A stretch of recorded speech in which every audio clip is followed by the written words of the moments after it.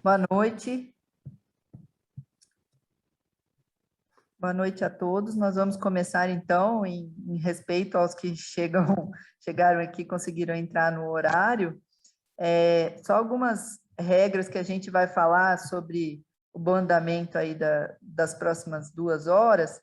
Hoje, nós teremos a duração dessa atividade será de 2 horas exatas, então, terminando exatamente às 20 horas. Então, para que a gente consiga dar conta de comentar a metade da prova, o que nós vamos fazer é que nós vamos comentando as respostas, né, as questões e respostas certas e erradas, e eu peço que, se vocês tiverem comentários ou dúvidas, vocês guardem para o final, que no final, todo o tempo restante da diferença de 2 horas, que a gente acha que vai ter um tempo no final, a gente abre para questões. Todos os microfones estão abertos, porque, né, na nossa especialidade nós nunca somos muitos mesmo, não tem necessidade da gente regular isso. Só peço que vocês deixem os microfones fechados para não atrapalhar a transmissão, tá bom? E aí, no final, quando a gente abrir para a conversa, aí vocês vão se inscrevendo no chat. Se vocês quiserem escrever comentários no chat, também é possível, e a gente pode até ir lendo ao longo da apresentação. Então, hoje nós vamos começar com a primeira metade que nós escolhemos, que é o bloco cabeça e pescoço, o bloco gastrohepato, o bloco miscelânea e, por último, trauma. E aí, na segunda que vem, a gente termina o restante dos temas. Então, eu vou chamar a Dani para ela começar a comentar e compartilhar a prova. Hein? Oi, Dani. Olá, boa noite a todos, né? Vou compartilhar minha tela aqui.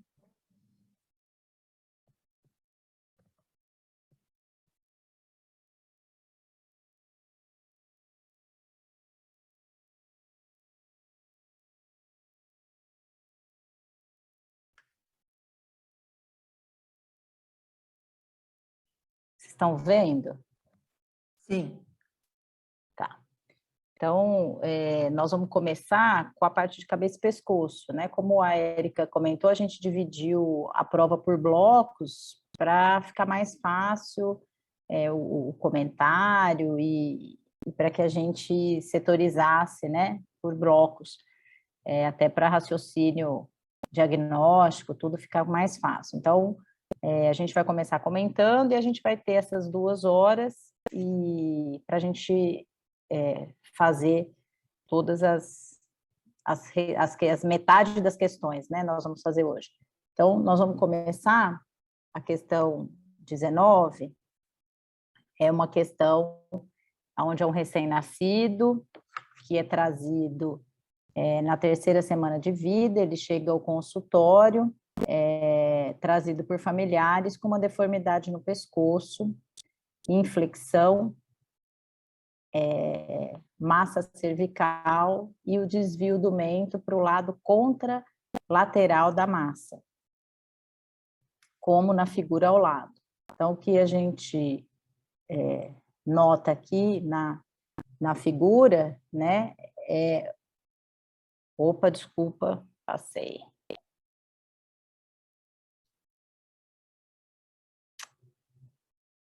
Desculpa que está voltando. Meu mouse não está indo aqui. Foi. Então, a gente nota na figura, a gente vê a cabecinha da criança por um lado, né, desviado, o mento para o lado contralateral, e nas alternativas a gente tem uma neoplasia cervical e eczérese e quimioterapia, neoplasia cervical, químio para redução da massa e melhora da deformidade, e as duas últimas onde a gente tem torcicolo congênito, que é o diagnóstico, né? O que é o tratamento de escolha como primeira opção é fisioterapia motora, a fisioterapia motora, então a alternativa correta é a alternativa D, né? A gente faz físio e as modificações ambientais. O tratamento cirúrgico é um tratamento de exceção para essa patologia. A questão número 20 é uma criança de 2 anos de idade, levada ao consultório com relato de presença de orifício em região cervical lateral, desde o nascimento, com saída de secreção mucoide,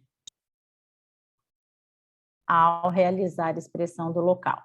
Com relação à classificação dessa lesão, podemos dizer, então a gente observa que a gente tem uma lesão no terço médio do pescoço, né?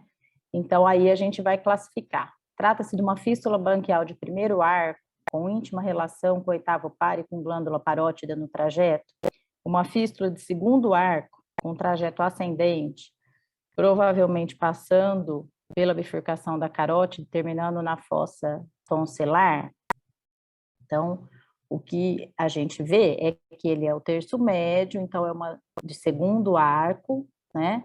E ele realmente, a descrição está correta, passa entre a bifurcação da carótida, termina na fossa tonsilar. E aí ele coloca de terceiro arco e quarto arco. Terceiro e quarto arco, elas são raras e elas são mais distais. Na alternativa C, está colocando que ela passa entre a bifurcação da carótida, né? Então, outro erro que na realidade não é entre a bifurcação, ela passa posterior à carótida, e é de quarto arco, também não é a alternativa correta. Então, a alternativa correta é a alternativa B. Aqui só um desenho esquemático mostrando as principais, primeiro, segundo, né? E terceiro arco, e o da figura, né? Que correspondia ali ao segundo arco. A próxima questão... O Rodrigo, eu ia falar se o Rodrigo estava aí. Rodrigo, do Hospital da Criança de Brasília, está aqui? Estou aqui. Está? Oi, Rodrigo. Você vai comentar essa agora, tá bom? Tá. Então, tá com a palavra. Qual que é a próxima questão? É porque essa do cistioglosso? Isso. Mas, bom... Era essa que você tinha falado? Não. Não fui eu que mandei, não, mas eu posso comentar, não tem problema. Eu tento ver aqui, mas não fui eu, não. Eu mandei a difimose, a tresesôfago.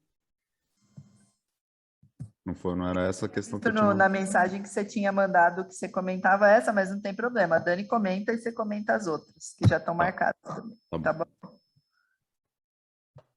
Então, Dani.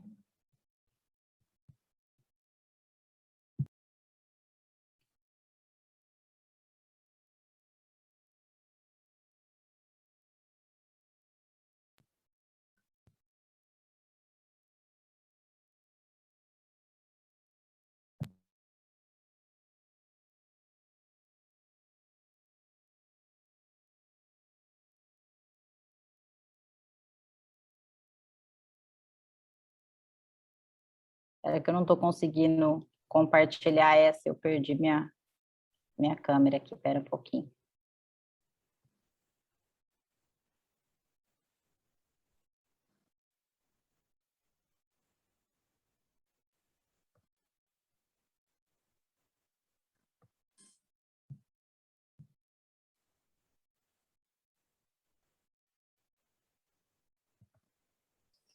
Dani, seu microfone está fechado.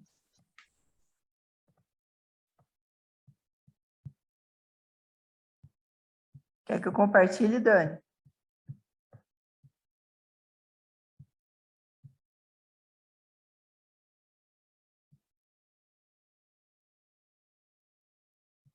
Bom, eu vou seguir, então, acho que é melhor. Vou compartilhar aqui. Peraí.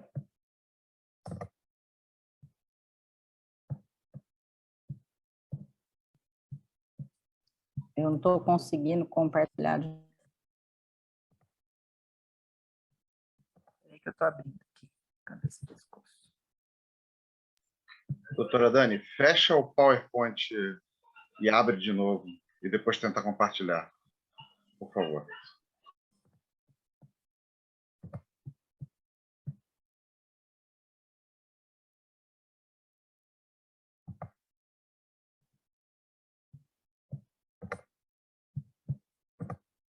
Ó, Dani, eu coloquei aqui, vocês estão vendo? Sim. Sim. Pronto, está aqui já.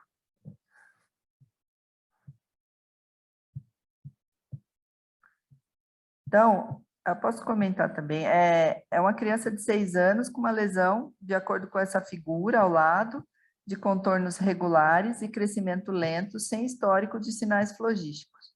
Sua principal hipótese é cisto de tireoglosso e assinale a alternativa que mostra a sequência correta. Então, podemos considerar como diagnóstico diferencial cisto branquial, tireoide ectópica e cisto dermoide. Então, podem ser diagnósticos diferenciais, né? Então, seria verdadeiro. Espera aí, só um pouquinho, vou voltar aqui.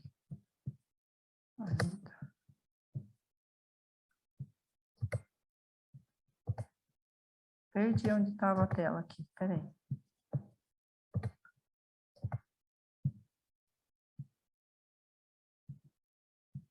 Só um minuto, gente. Achei. Ultrassom, o porquê que essa daqui não está totalmente correta? Porque o cisto branquial, ele não é uma possibilidade. A tireoide ectópica poderia ser uma possibilidade, o cisto dermoide também, ok?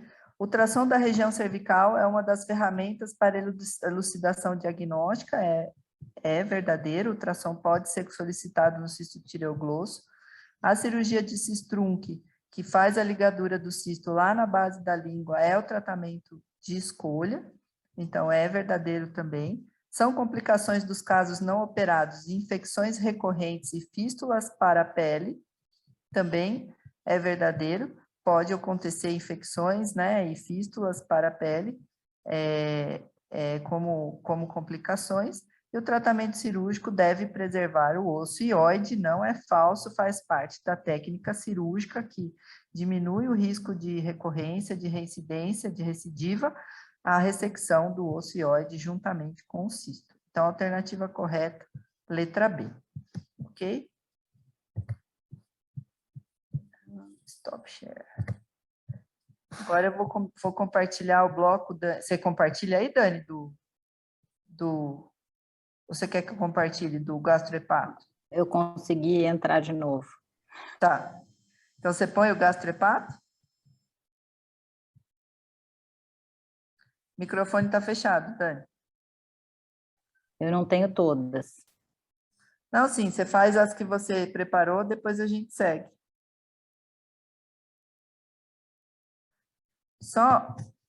Gente, só que eu estou recebendo mensagem aqui dos meus residentes, que tem vários residentes do grupo aí de residentes falando que estão esperando para entrar. Júlio, tem alguém esperando para entrar?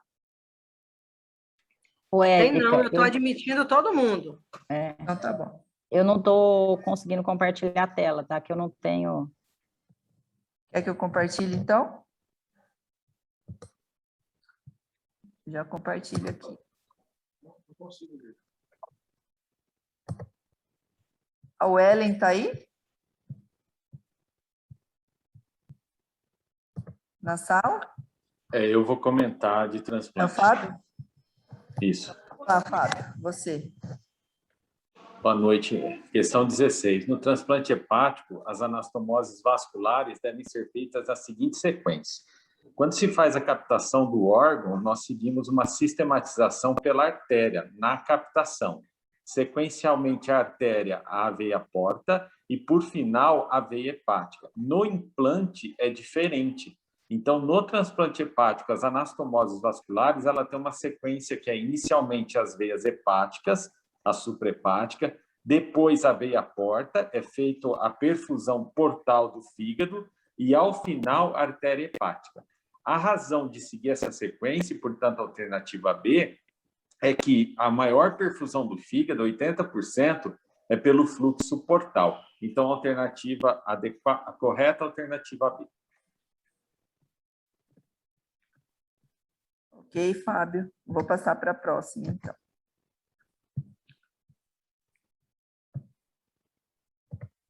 Agora é Dani? Isso.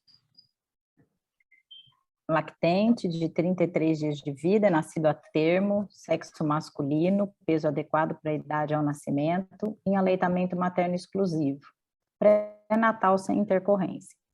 O relato da genitora é de que o bebê apresenta vômitos de coloração branca e os últimos episódios em jato, iniciados há 1 semana, que aumentaram progressivamente em intensidade e frequência associado a uma perda de peso.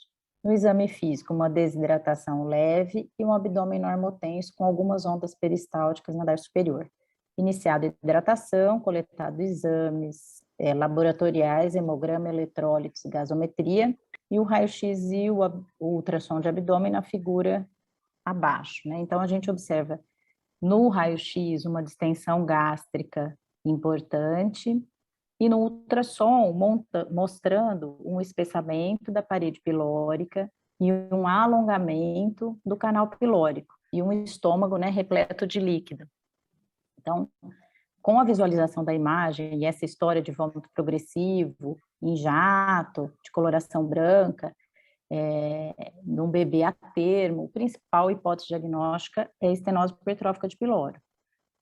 Nas alternativas, né, a alternativa correta, na realidade, é a alternativa B. A alternativa A, o que ela fala da correção do distúrbio, é uma acidose, então não é o principal distúrbio, é uma alcalose, e a cirurgia piloromiotomia eletiva. Eletiva no sentido de que não é uma cirurgia de emergência, você corrige os distúrbios, hidrata a criança, a hora que ela estiver estável do ponto de vista, né, laboratorial, estiver compensada, você leva a criança para o centro cirúrgico. Alternativa B, piloromiotomia, indicada eletivamente, após hidratação e correção de distúrbios. C, correção da alcalose metabólica, hidratação, a cirurgia eletiva, só que coloca como técnica piloroplastia. E na alternativa D, o distúrbio não é acidose, tá? E assim fala em relação à cirurgia de urgência. Então, a alternativa correta é a alternativa B. Após a correção, você faz uma piloromiotomia, que é Freder-Ramstedt. Pode passar, Érica.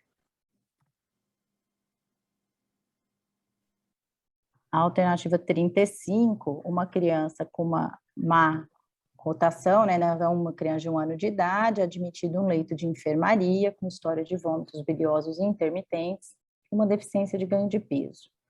Durante a investigação diagnóstica, foi feita uma seriografia, que é o exame ao lado. Então, a gente avalia, após a avaliação do exame, qual a sua principal hipótese. Então, a gente vê o estômago e a gente vê que o esvaziamento e o arco duodenal, um arco duodenal que não ultrapassa a coluna, que não ultrapassa a linha média. Então, mostrando que é uma má rotação, né? Se fosse uma atresia, a gente não teria compatível com uma criança de 1 ano. O volvo também não mostra essa imagem típica, né? Refluxo não é a alternativa, então a nossa alternativa correta é a alternativa D. O principal achado na seriografia é a posição do arco duodenal. Pode passar, Érica. A alternativa 36, a questão 36, ela é relacionada à questão anterior. Então, você fez um diagnóstico e aí você vai fazer uma proposta de tratamento. Qual seria a sua conduta? Pensando numa má rotação, o tratamento é laparotomia, onde você vai fazer o procedimento de LED. Você vai liberar aquela membrana que faz a compressão no duodeno, né? A alternativa B, duodeno-duodenanastomose, por conta de que tem uma atresia na questão anterior, funduplicatura, porque na questão anterior tem um refluxo, né? E a fixação gástrica, que também não se aplica no caso. Então, a alternativa correta é a alternativa A.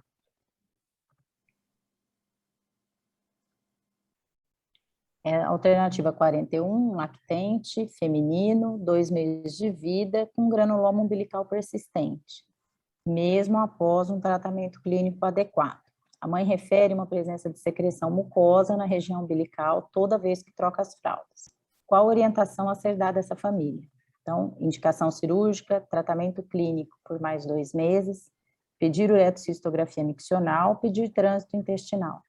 Então, a principal hipótese é uma persistência de conduto ónfalo-mesentérico pela secreção de saída de secreção serosa saindo pela região umbilical, e já tentou tratar o granuloma por 2 meses, né? Então, você fazer o exame não vai, se você não conseguir cateterizar o orifício na região umbilical, não vai excluir, você não vai conseguir realizar o exame adequado, contrastado, e não vai excluir o procedimento cirúrgico. Então, a alternativa correta é a alternativa A, indicação cirúrgica. Pode passar, Érica. Questão 43. Menino de 4 anos chegou ao hospital. Nessa questão, os dados importantes em relação à conduta estão no enunciado. É uma criança que chegou ao hospital letárgico, toxêmico, com abdômen distendido, dor, vômitos biliosos e desidratado. Teve um episódio de sangramento retal sem eliminação de fezes, horas antes de chegar ao hospital.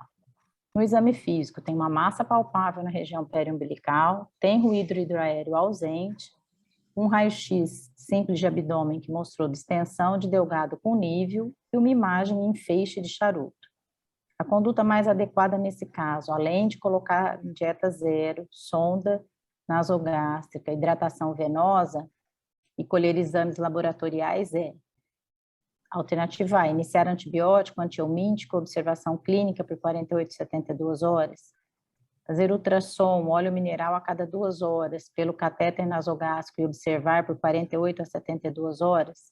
C, lavagem intestinal e D, indicar laparotomia. Olhando o enunciado, a gente já viu, né, é uma criança que está grave. Então, assim, mesmo não pensando numa obstrução por parasitose, você vai indicar cirurgia pela clínica, né? O paciente que está toxemiado, distendido, tem dor.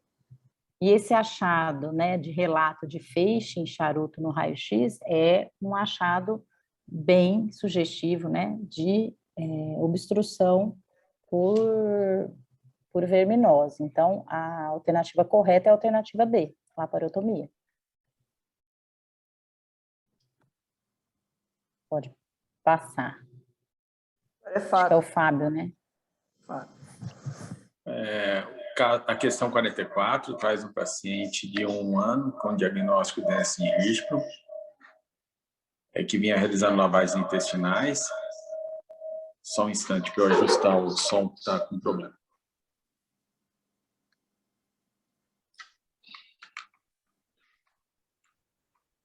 Pronto, agora sim.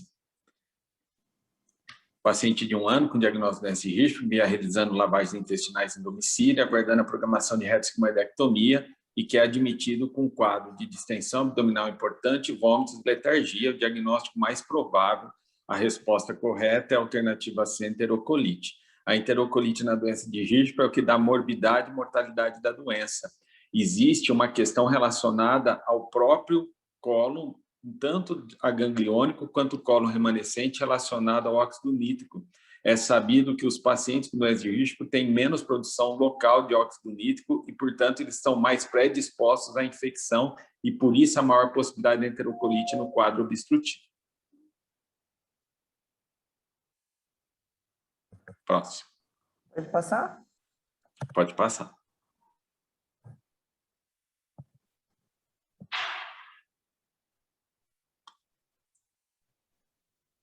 Então, o menino de 6 anos deu entrada na emergência com dor abdominal e vômitos a 8 horas. A dor era mesogástrica, tipo cólica, de forte intensidade, vômitos em borra de café com restos alimentares. Ele já teve episódios anteriores com menor gravidade e resolução espontânea. O exame físico. Paciente em regular estado geral, afebril, hidratado, eupneico e corado, normocárdico e normotenso. Pele e mucosas foto, abdômen discretamente distendido e doloroso a palpação profunda, sem sinais de irritação peritoneal, sem massas palpáveis e sem vísceros megalíticos. O diagnóstico mais provável, então, assim, as imagens da foto associado a essa história, né, de uma dor abdominal, mesogástrica, ou sangramento, é bem sugestivo, né? Então, a gente vê na mucosa a pigmentação, né, marrom, de coloração marrom, e na palma das mãos. Então, o principal diagnóstico é a letra B, né? Síndrome de Poet-Jeghers, que é uma das poliposes familiares. Pode passar, Érica.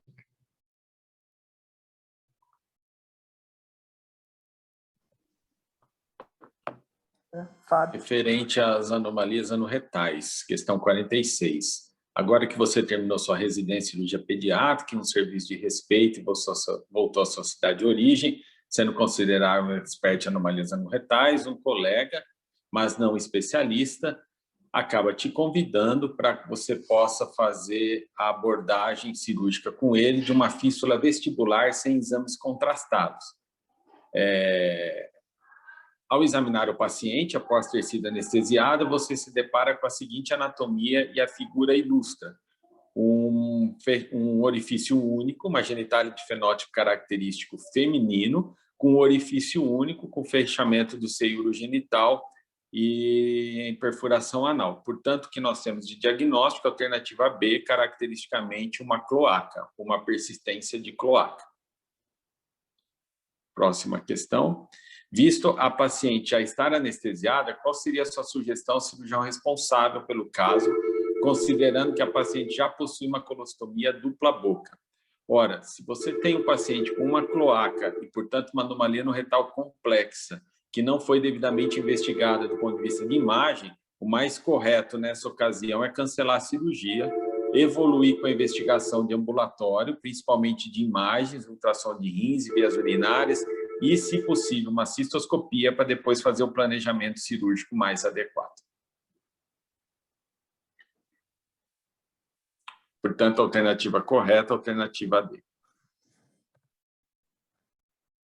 Sobre a invaginação, questão 48, o lactente com 9 meses apresenta episódios recorrentes de choro acompanhados de vômitos amarelados com flexão das pernas em direção ao abdômen, com períodos de acalmia.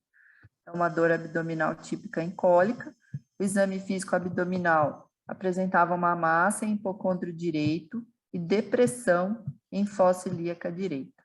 Ultrassom de abdômen é o ultrassom da imagem que mostra a imagem típica característica da invaginação intestinal, lembrando que o ultrassom é o exame de escolha para fazer diagnóstico, e a gente tem o sinal do pseudorrim, que é esse da foto, e se a gente virasse o transdutor, nós veríamos também o sinal do alvo.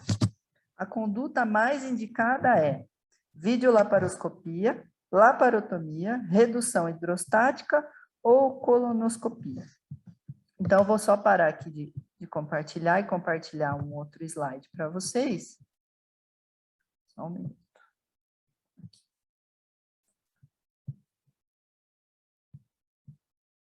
Só um pouquinho. Vou abrir aqui.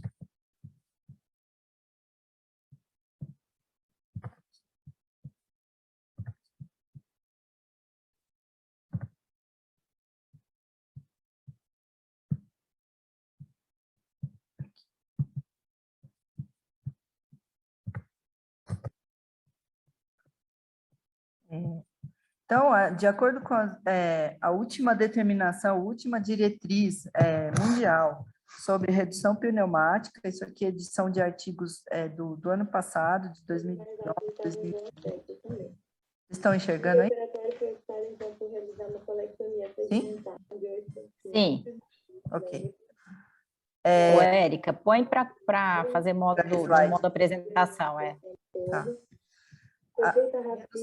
Tem alguém com o microfone aberto, eu acho. A redução pneumática é ainda a primeira escolha, e que a única coisa de diferente é que a redução com bário, ela foi abandonada e ela não deve ser mais usada pelo risco de perfuração durante a redução, causar uma peritonite por bário, uma peritonite química que acaba sendo grave. Então, a redução pneumática, ela pode ser por ar, ela pode ser por contraste hidrossolúvel, ou ela pode ser a redução salina guiada por ultrassom. Quais são as exceções de quando não tentar fazer redução pneumática e operar direto? Nos menores de 3 meses, e nos maiores de 6 anos, tá? Nessa faixa etária, né, nesse gap de 3 meses a 6 anos, a indicação é de primeira escolha a redução pneumática. Inclusive, na recorrência, também continua sendo a redução pneumática. Ok? Então, eu vou parar aqui e voltar na questão. Quando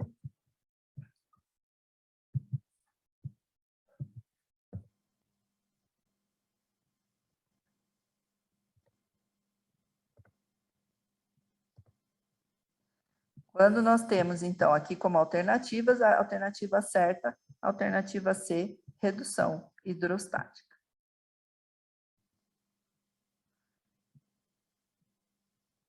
Próxima questão é sobre invaginação, já foi. Sobre ilho meconial, recém-nascido com 12 horas de vida, termo, pesando 2,5 kg, evoluiu com distensão abdominal progressiva. Sonda gástrica com débito bilioso. O exame físico, um paciente estável, com abdômen distendido e doloroso, sem sinais de irritação peritoneal, sem hiperemia de parede, ele tem ruídos hidroaéreos presentes. O raio-x simples de abdômen está na foto, onde a gente consegue ver uma distensão generalizada, né? Com essa imagem mais característica aqui, que a gente vê, tipo bolha de sabão, que lembra muito, né? Faz com um diagnóstico bem provável de ilho meconial. E aí, com relação ao quadro, qual o diagnóstico e conduta mais adequada? É um ilho meconial não complicado, um tratamento inicial não cirúrgico?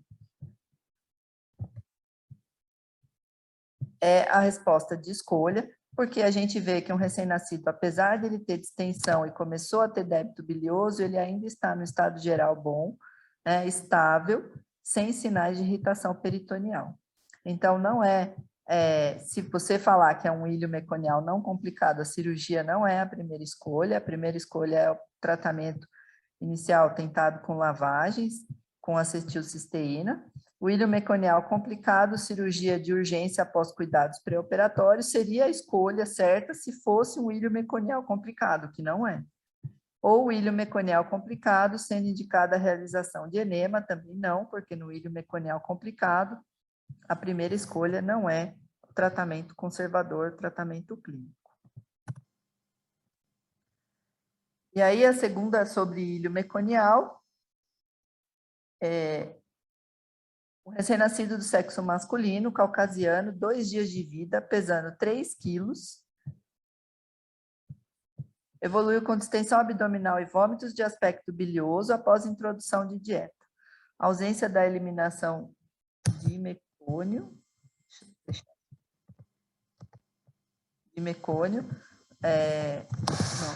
Eu não estou conseguindo ler o que está escrito embaixo aqui. Ausência de eliminação de mecônio, screening pré-natal positivo para alteração do gene CFTR. Exame físico, abdômen distendido com alças visíveis, indolor, sem hiperemia, sem sinais de peritonite, ânus pérvio e tópico, sem saída de fezes ao estímulo retal. Raio-x de abdômen está aqui na figura, onde nós podemos ver uma distensão generalizada. Qual o diagnóstico mais provável? Então, alternativa certa, letra B, ilho meconial. A dica aí estava no screening pré-natal positivo do gene CFTR, que CFTR significa Cystic Fibrosis Transmembrana Regulator. Esse gene ele é responsável pela proteína, né, pela produção da proteína que regula a passagem de sódio e cloro pelas membranas celulares. Então, lembrando, falando sobre o diagnóstico de screening já positivo para a fibrose cística, que tem como uma provável complicação o ilho meconial.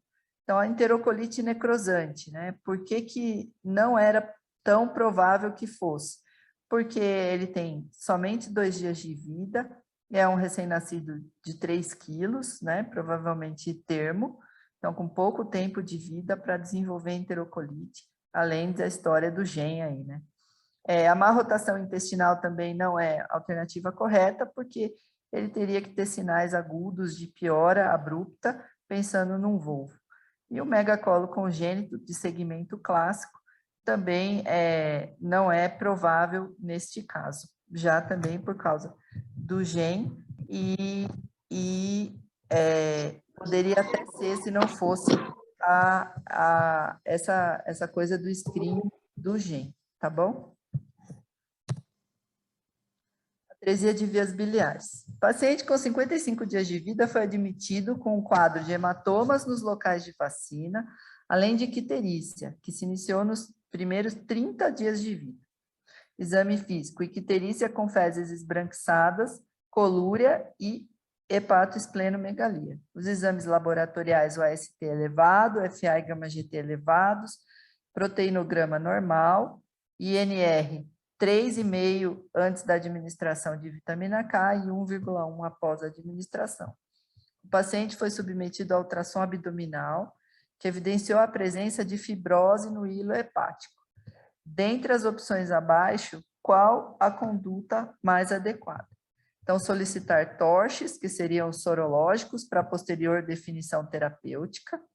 Iniciar imediatamente tratamento para infecções virais.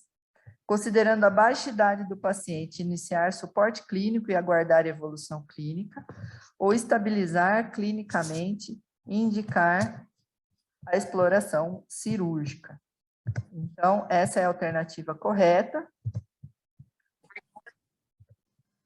Vou colocar aqui.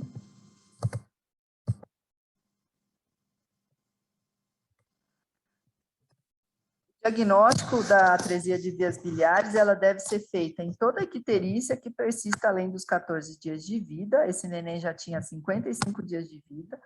E deve ser afastada a possibilidade de colestase de causa cirúrgica. Através da dosagem de bilirrubinas, que ele já tinha os exames todos alterados, né?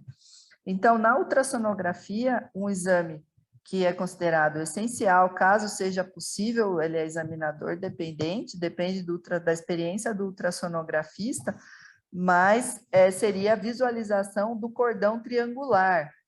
E o que é esse cordão triangular que todo mundo fala, né? Seria o espessamento da parede anterior da veia porta. Então, essa medida dessa espessura, quando ela é mais que 4 milímetros, você fala que ele tem o sinal do cordão triangular. Então, a gente está falando que a gente está enxergando esse cordão, a gente sempre pensa cordão triangular, dá a impressão que é um triângulo, mas não é. É um cordão que a gente vai ver o espessamento, né, através da fibrose da via biliar intrahepática, da veia porta. Então, quando isso é visualizado, você fala que tem o sinal do trígono fibroso, onde é praticamente patognomônico de você fazer o diagnóstico de atresia de vias biliares. Deixa eu voltar lá a questão. Por isso, está indicado estabilizar clinicamente e indicar a exploração cirúrgica. Sem atrasar ainda mais, né, uma conduta nessa criança que está ficando com uma idade ainda muito boa para a cirurgia. Paciente de 1 ano e meio, apresentando dor abdominal, icterícia, massa palpável em hipocôndrio direito e acolia há 5 dias. Então, é um quadro clínico bem clássico, né, de cisto dicolético, obviamente a atresia de vias biliares com 1 ano e meio não seria mais possível. Hepatite neonatal não cursaria com massa palpável, e a doença de Caroli também não. Então, a resposta correta, cisto dicolético. E aí é uma questão conjunta da questão anterior, aqui está a imagem do cisto dicolético, qual a proposta de tratamento? A resposta certa seria a ressecção do cisto e derivação em Y de Roux. A portoenteroanastomose ou cirurgia de Kasai é a mesma coisa, e a drenagem biliar externa não é a indicação. Lembrar que a primeira escolha hoje é a ressecção completa do cisto. Quando ela não é possível, recomenda-se que se tire, faça-se uma mucosectomia do cisto com anastomose.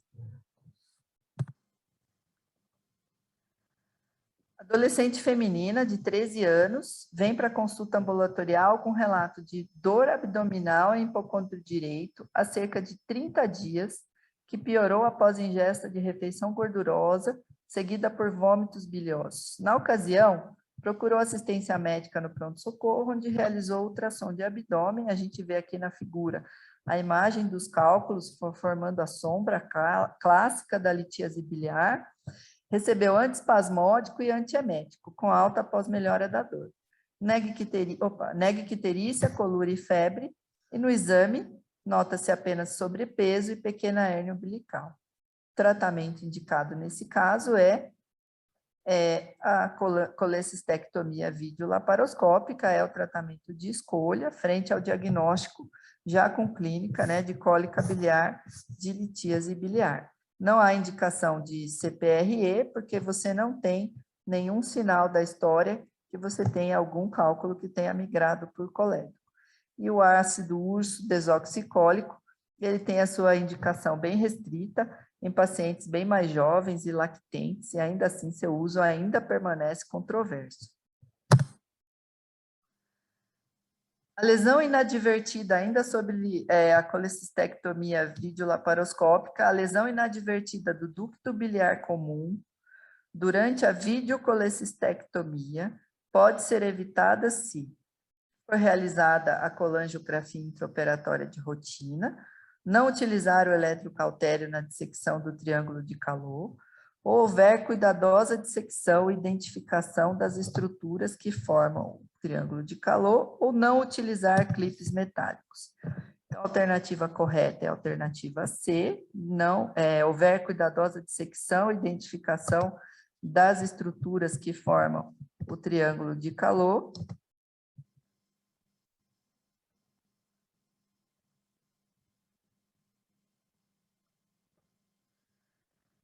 Então, só, né, o triângulo de Calot, ele é formado, só fazendo uma recordação para vocês, né? A parte medial pelo ducto hepático comum, na parte lateral pelo ducto cístico, e a base dele ali em cima seria a borda hepática, né? Esse é o triângulo de Calot.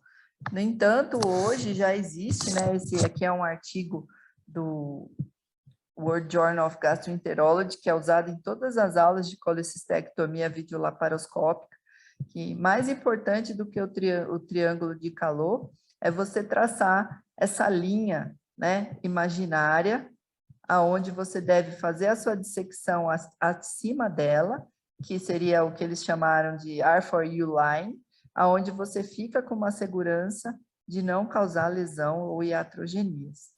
Então, você traça essa linha imaginária através do sulco hepático, de uma borda a outra, e você permite a sua dissecção na cirurgia laparoscópica acima dessa linha.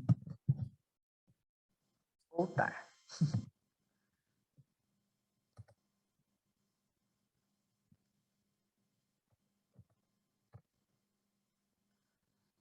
Duplicação intestinal.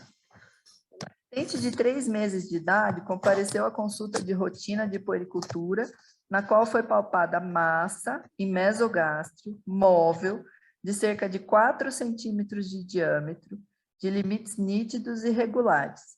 Ultrassom de abdômen, uma imagem cística adjacente à alça intestinal, sugestiva de duplicação. Qual a melhor conduta? Então, a alternativa certa, letra A, indicação cirúrgica com excerese do cisto e do intestino adjacente, né? A forma cística recomenda-se a sua total excerese. Quando você tem a forma tubular longa, dentro do possível pode ser feito o procedimento do tipo Bianchi, onde você faz uma separação preservando a irrigação do intestino, que seja remanescente. E quando você não tem essa possibilidade, existem outras técnicas previstas, né, na literatura para que você faça essa ressecção sem grandes ressecções intestinais.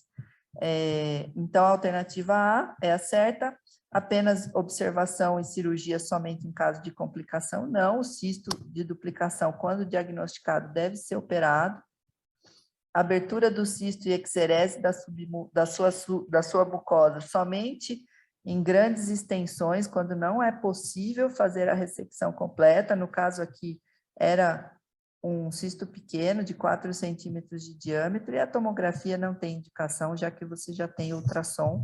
Lembrando do imã de Gently, que a gente evita fazer tomografias desnecessárias pela irradiação nas crianças. A menina de 2 anos de idade com passado de dor abdominal, então aqui é outra forma de apresentação. Na questão anterior foi um achado de exame por uma massa palpável, aqui já é um quadro de dor abdominal recorrente, apresenta dor em cólica há 8 horas, acompanhado de vômitos biliosos, então uma história mais aguda. No exame ela tem distensão abdominal difusa com ruídos hidroaéreos aumentados. O raio-x tem uma distensão generalizada de Delgado e o ultrassom mostrou uma imagem cística hifocilíaca direita de cerca de 5 centímetros de diâmetro, com um rebordo hiperecóico na parte externa e interna com uma camada central hipoecóica. Qual a hipótese diagnóstica? Então, a alternativa correta seria o volvo ou compressão de alça de ilho devido ao cisto de duplicação intestinal, provavelmente no ilho terminal, já que você tem essa imagem aqui mostrando, né, com essas bordas de 5 centímetros de diâmetro. O ovário está fora de questão aqui. A apendicite é uma história muito aguda, né, com muito pouco tempo de história para ter uma clínica tão intensa, e a invaginação intestinal também não é a clínica, porque é uma história muito curta e ela tem essa imagem no ultrassom que mostrou essa imagem cística. Apendicite.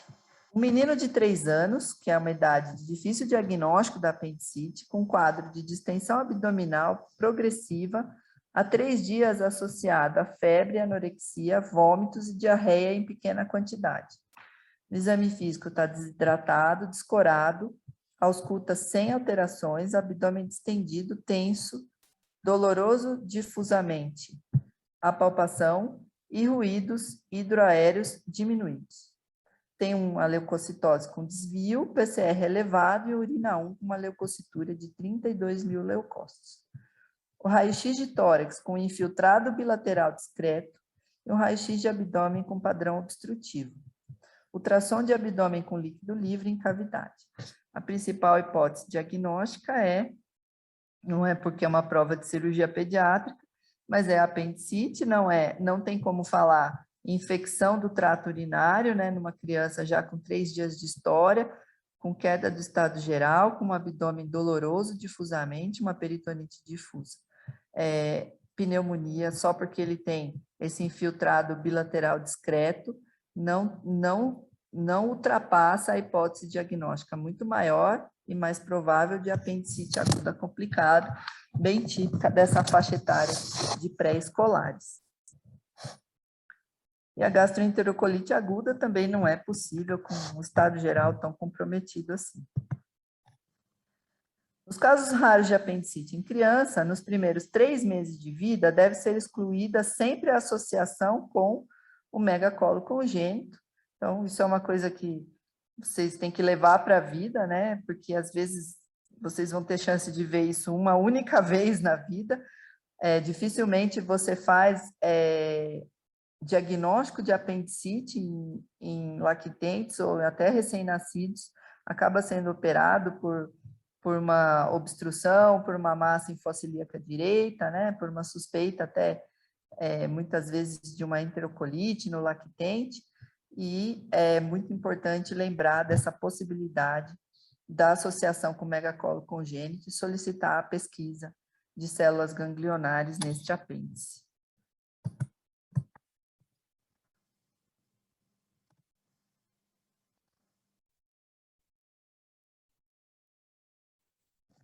Menina, adolescente de 13 anos, admitida no pronto-socorro com história de vômitos pós-alimentares há 1 semana, com piora nos últimos 3 dias.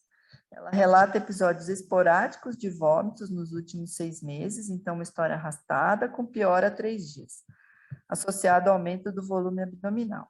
No exame físico, uma massa palpável em andar superior, endurecida.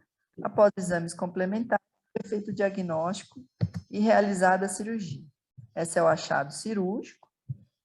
Sobre esse diagnóstico, então, aqui é o achado cirúrgico de um tricobezoar, né? Um monte de cabelo no estômago que foi retirado cirurgicamente. Qual que era a correta sobre o tricobezoar? O raio-x contrastado determina o tipo de material envolvido neste diagnóstico. Não é possível, através somente de falhas de enchimento do contraste no raio-x contrastado, você dizer qual que é o material exato desse bezoar. Você não consegue dizer se ele é um tricobezoar somente pelo raio-x contrastado. A síndrome de Rapunzel, que quer dizer que o cabelo ele acaba descendo por todo o arco duodenal e entrando para a parte jejunal, pode causar perfuração de diferentes locais do trato gastrointestinal. Então, essa é a resposta correta, porque a síndrome de Rapunzel se caracteriza pela grande possibilidade de perfurações concomitantes em locais diferentes do trato gastrointestinal pela ulceração desse cabelo que em contato com o suco entérico acaba endurecendo esse cabelo, né, e permitindo que haja a ulceração da mucosa com perfurações. O ilho terminal não é o local mais comum do tricobezoar, o local mais comum é o estômago, e sua retirada é preferencialmente endoscópica, é impossível, né? Vocês veem o tamanho disso aí, é impossível pensar em uma retirada endoscópica, apesar de existirem relatos anedóticos na literatura de tentativas de retirada de bezoar, de tricobezoar desse tamanho aí com endoscopia.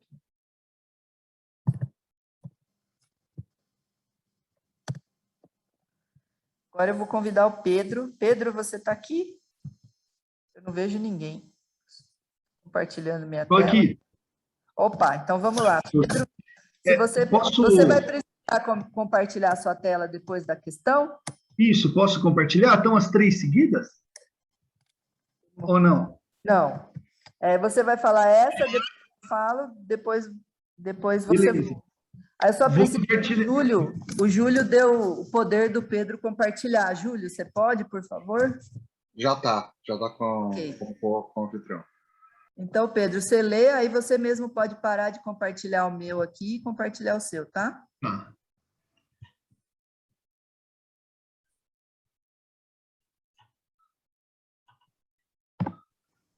Estão vendo?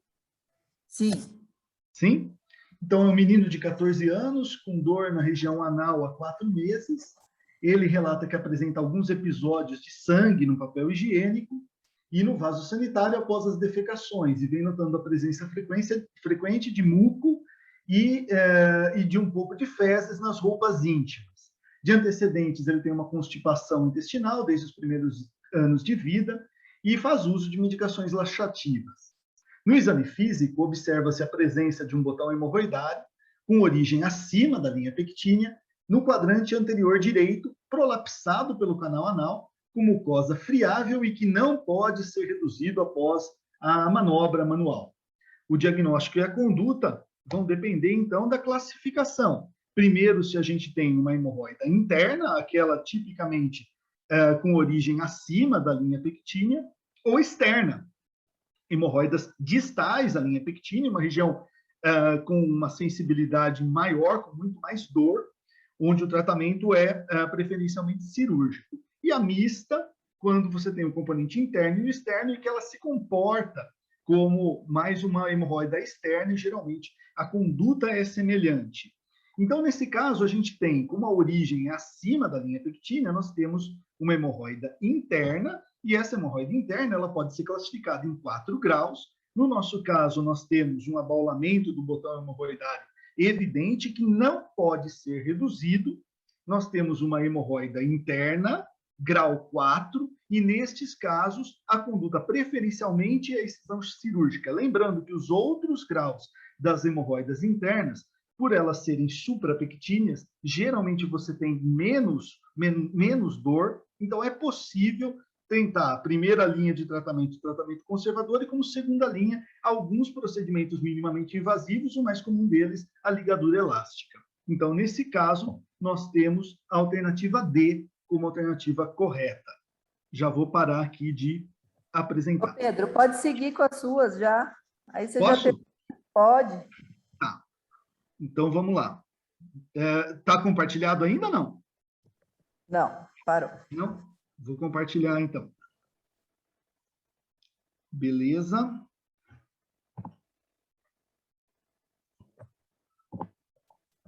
Seguindo, temos aqui a segunda questão. A segunda questão diz sobre o prolapso retal oculto, né? Quando a gente vai falar, então, sobre prolapso de reto, a primeira classificação é a classificação do tipo de prolapso. Se ele é um prolapso apenas mucoso, né?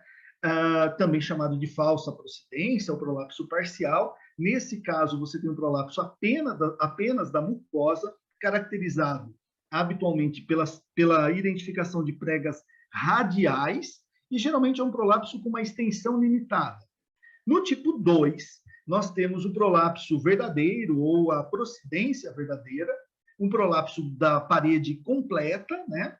Da parede retal completa, caracterizado pela identificação de pregas concêntricas, com a espessura total do reto.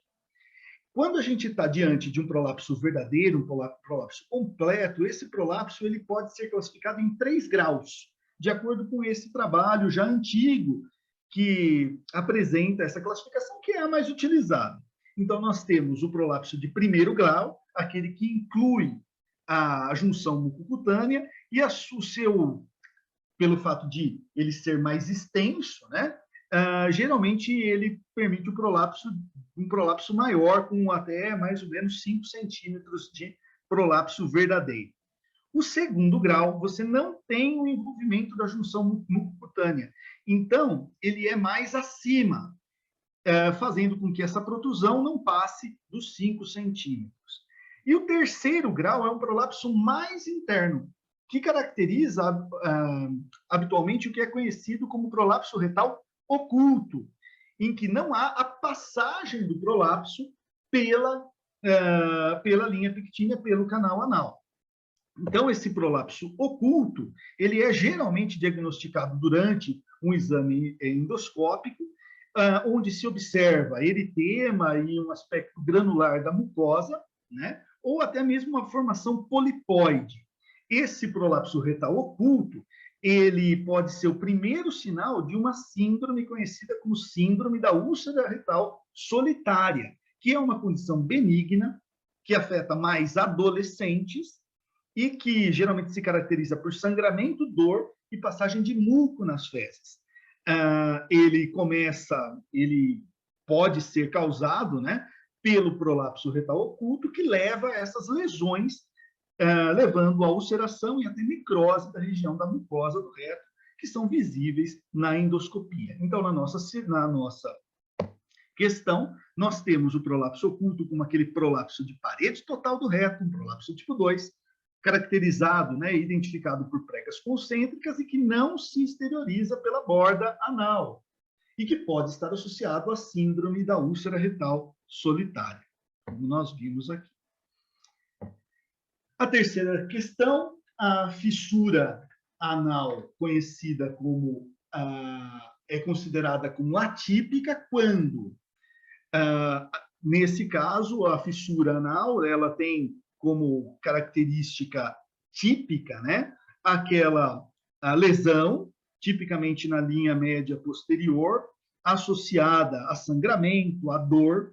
Se ela persistir por mais de 4 a 6 semanas, ela é considerada como crônica, e ela é atípica quando ela se apresenta com lesões múltiplas, maiores, irregulares e localizadas na posição lateral.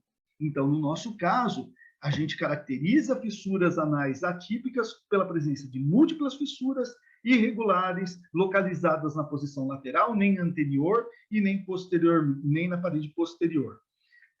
Essas fissuras atípicas estão associadas a algumas doenças, dentre elas a doença de Crohn e a infecção pelo HIV.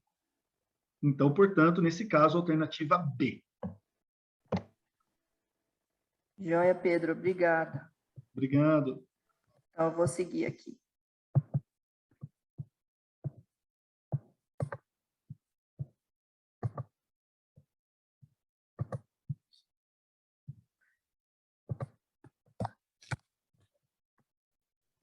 Menina de 5 anos ingeriu corpo estranho há 1 hora. O raio-x está na imagem. No exame físico, ela está eupneica, sem cialorreia, sem dor, sem alterações de ausculta pulmonar. Assinale a conduta. Então, o que é mais importante aqui? É a gente avaliar o que ela ingeriu, né? A maioria, muitas das ingestões de corpos estranhos não são presenciadas por adultos. Então, frente à suspeita de ingestão de corpo estranho, a primeira conduta é fazer o raio-x, e a gente vê aqui o típico sinal do duplo halo, o que me diz o quê? Que essa criança ingeriu uma bateria. E a bateria, ela é uma emergência que precisa ter uma retirada imediata por endoscopia. Então, a alternativa correta seria a retirada imediata com endoscopia digestiva alta. Não está certo retirada com endoscopia alta após completado o jejum para anestesia.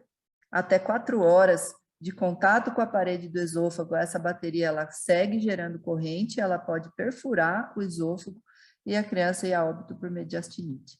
Empurrar o corpo estranho com uma sonda por escopia até o estômago, de nenhum jeito, porque a gente não sabe que grau de lesão que isso está causando na parede e pode levar à perfuração. E repetir o raio-x em 12 horas, se não houver progressão do corpo estranho, aí que você retira. Então, também, de nenhum jeito, lembrando que a bateria precisa ser retirada de forma emergencial. Então, aqui, a retirada da bateria é uma emergência, vocês veem aí de novo o sinal do duplo halo, né?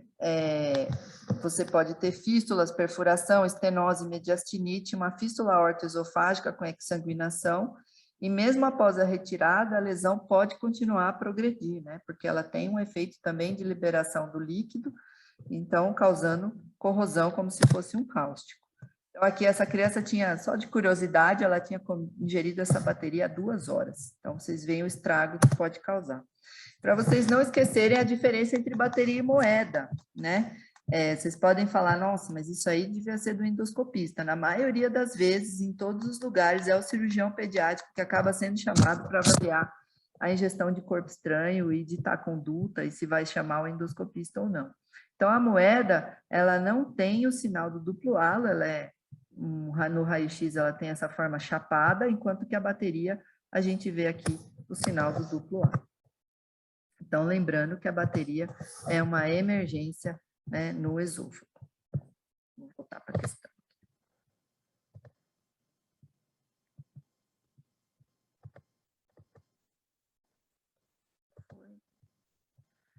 Ingestão de cáustico.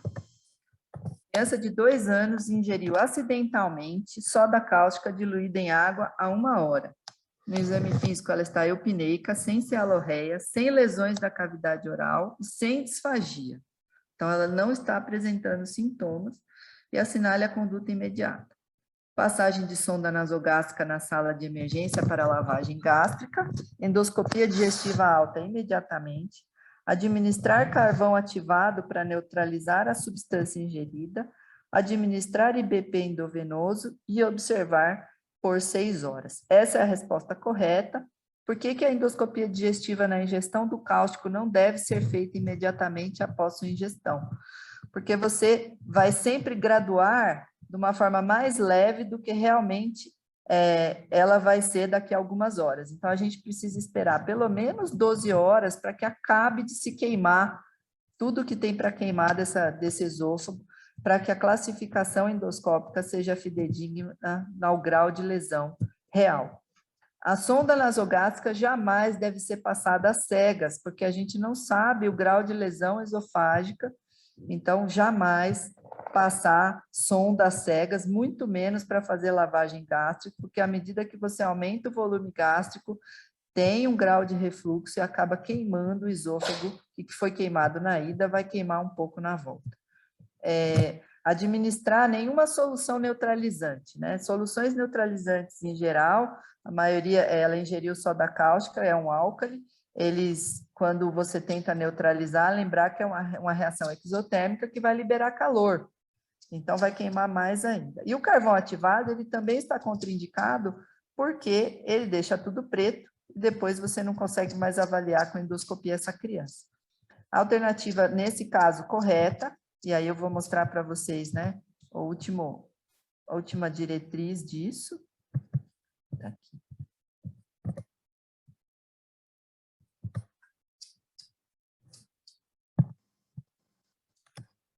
Então, essas aqui são as últimas diretrizes da ingestão de cáustico na criança. Então, se ela é acidental e a criança está assintomática, e ainda é uma recomendação fraca, vocês veem o nível de evidência, apesar de ter tido essa última revisão do New England em 2020, a observação por 4 a 6 horas e alta após, sem nem sequer fazer endoscopia, caso não tenha nenhum sintoma, começou a ser recomendado. Ainda é uma recomendação fraca.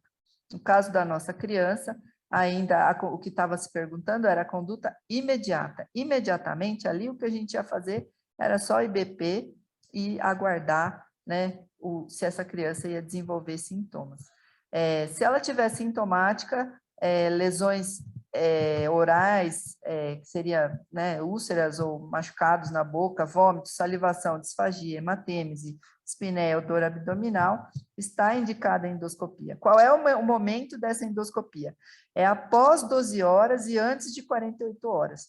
Por quê? Lembrando que o álcali, ele vai causar no esôfago uma necrose de liquefação. Então, após esse período, ele começa esse processo e você entrar com o endoscópio aí pode gerar uma perfuração. E aí é a classificação endoscópica que vai determinar a conduta. Então, o Zarga é a classificação usada em classificações mais leves de 0, 1 e 2A, jejum, líquidos e depois se oferece dieta e, se for tudo bem, alta. No 2B, já existe trabalho sugerindo o uso de corticoide, já é indicado entrar com antibiótico, com IBP, sonda nasogástrica guiada somente pela passagem por visão direta com endoscópio, e o 3A e o 3B, sonda nasogástrica, considerar um atomo por risco de perfuração, criança acompanhada em UTI, antibiótico e jejum. Então, o uso do IBP, antes mesmo de você fazer a classificação endoscópica, ele é sugerido, apesar de o nível de evidência também não ser tão forte assim. Então, dentre as alternativas possíveis, naquele momento, né, que está perguntando a conduta imediata, seria administrar um IBP e observar, porque não tem indicação de fazer endoscopia nesse momento, e como a criança está totalmente assintomática, é permitido que você observe por mais algum período, para definir se vai ser necessário fazer a endoscopia ou não. Então, nós encerramos o bloco de gastrohepato, e aí, Camila, stop share. Você vai compartilhar aí? Você quer que eu compartilhe? Não, eu posso compartilhar aqui. Ok. Vou compartilhar agora, só um minutinho. É uma oxigenação, dispositivo para oxigenação de membranas corpórea, que pode ser usado. Compartilhar a tela. Escuro aqui. Aqui.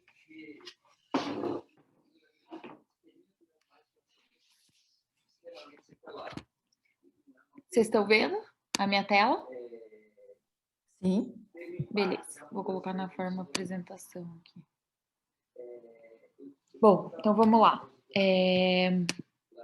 Recém-nascido, 1.800 gramas, submetido à cirurgia para correção de múltiplas atresias intestinais, tendo sido realizada anastomose término-terminal jejum ileal.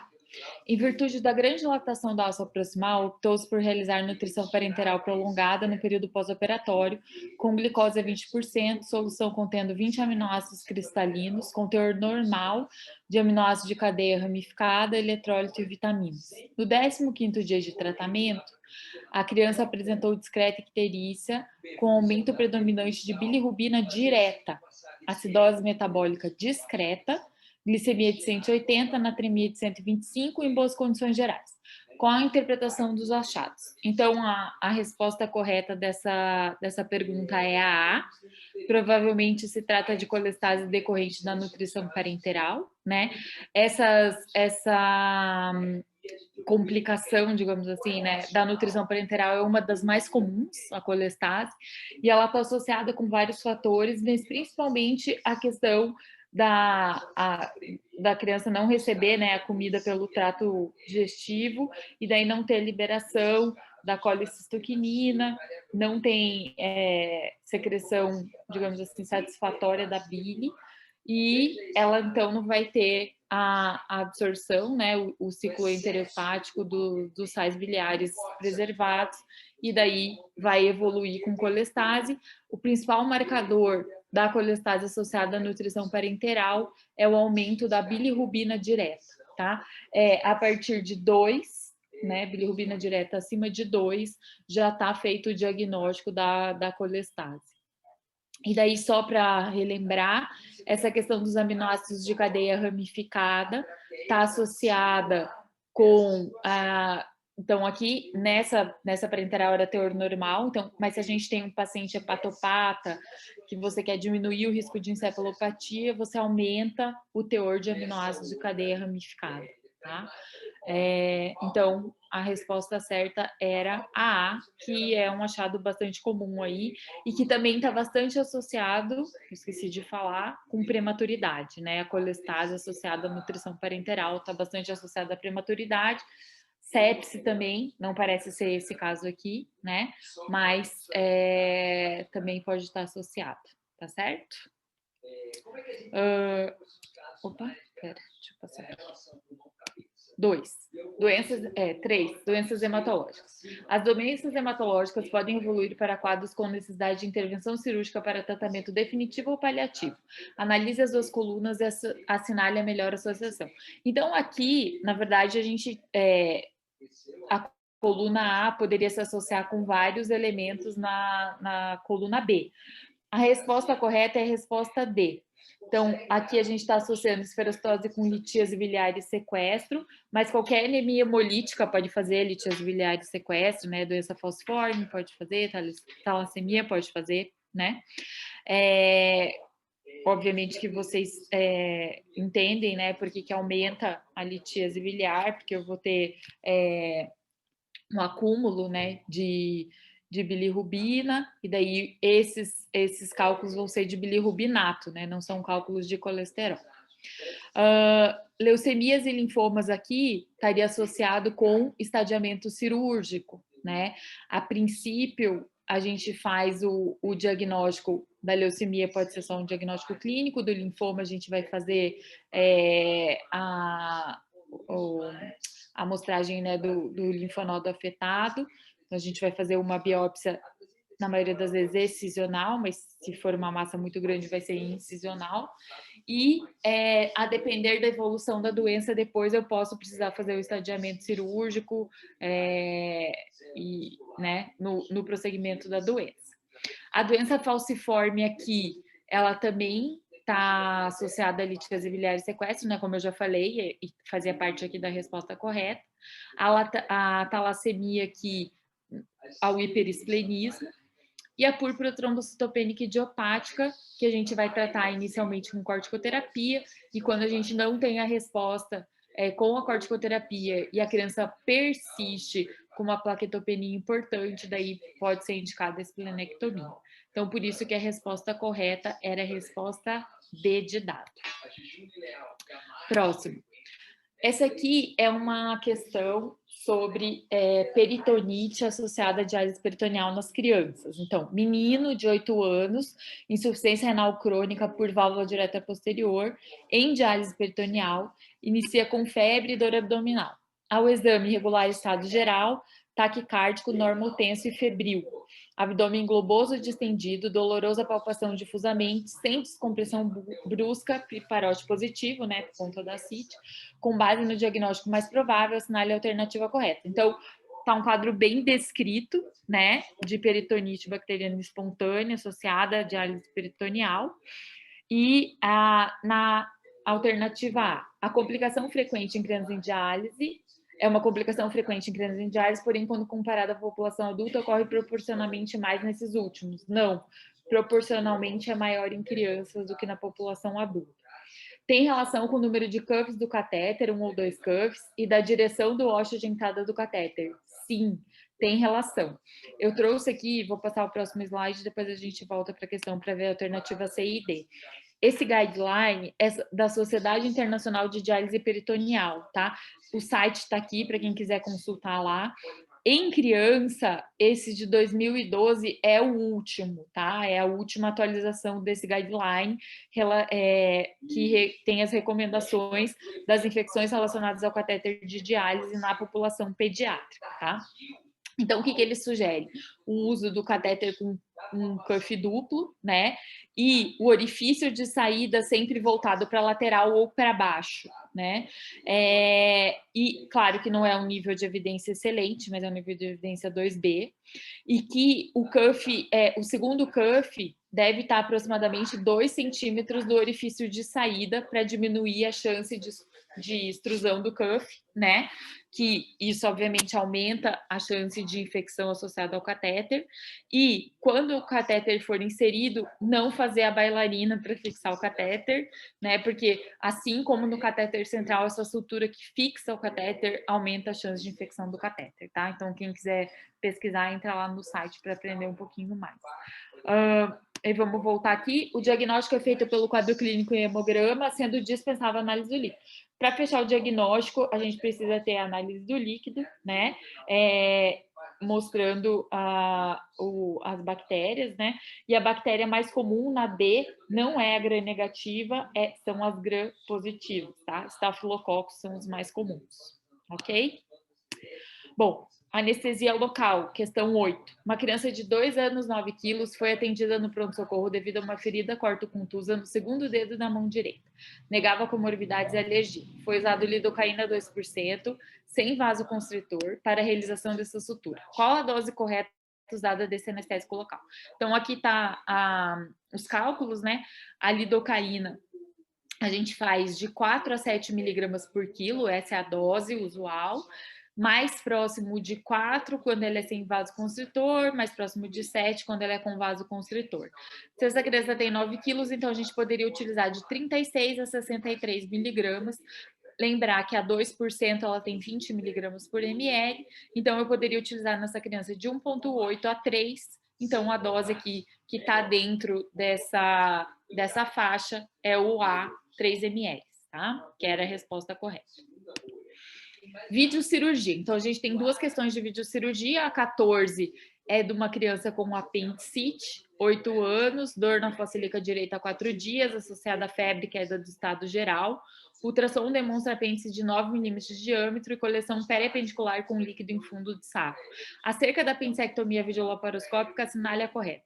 Não está indicada neste caso por se tratar de apendicite avançada, né? Isso está completamente errado, né? Na apendicite avançada, inclusive, a videocirurgia é superior, porque a gente consegue fazer a limpeza adequada da cavidade, conseguir chegar nos 4 quadrantes, aspirar pus quando eu tenho uma peritonite difusa. O pneumoperitônio, idealmente, deve ser mantido com uma pressão entre 15 e 18. Não, também está errada. Essa pressão é muito alta para as crianças. Geralmente, criança, a gente mantém o pneumoperitônio até 12, né? Uma posição possível para os trocáteres é umbilical, fossa ilíaca esquerda e suprapúbico. Sim, essa é uma posição possível, porque daí você triangula, coloca a ótica na fossa ilíaca esquerda e a mão direita do cirurgião no umbigo e a mão esquerda na região suprapúbica.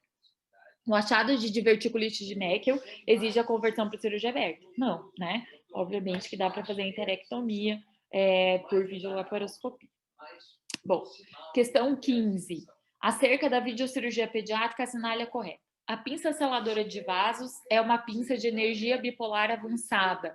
Sim, a pinça seladora de vasos é uma pinça de energia bipolar avançada. Isso está correto.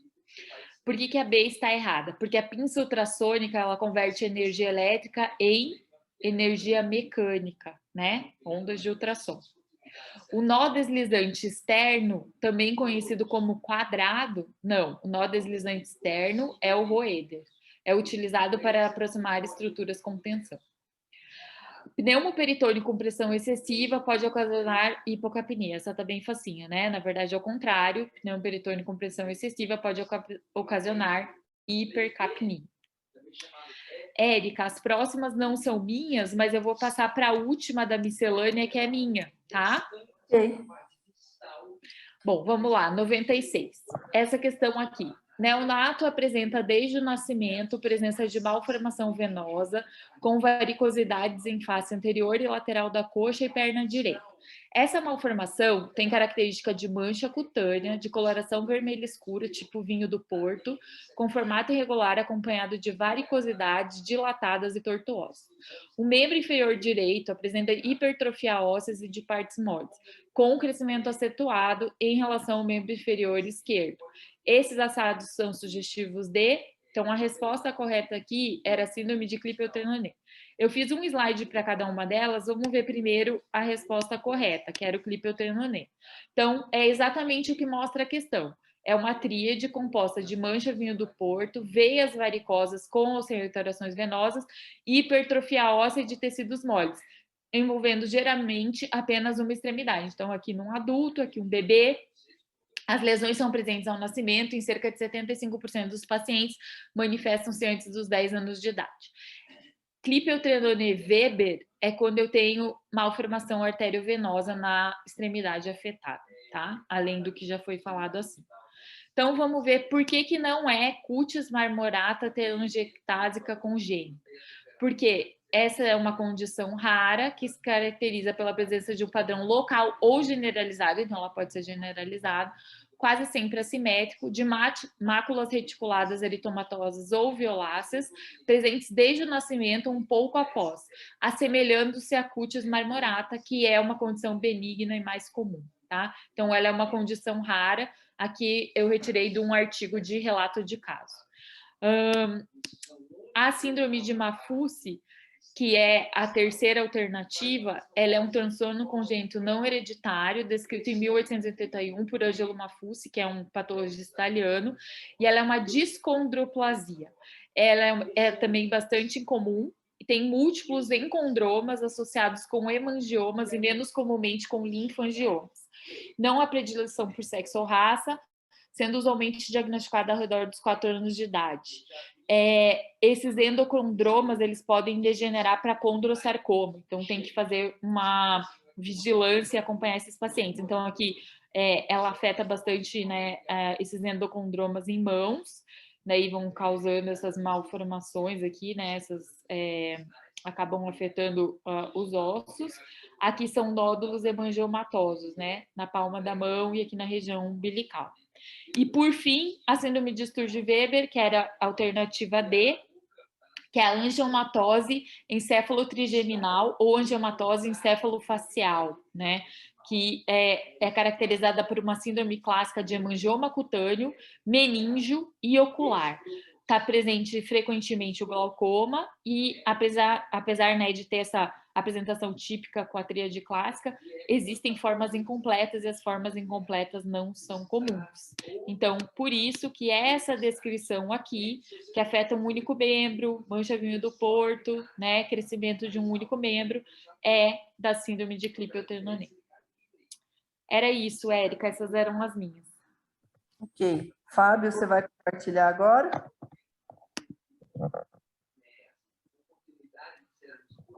Você quer que eu compartilhe? Você pode compartilhar para mim, por gentileza, e eu comento?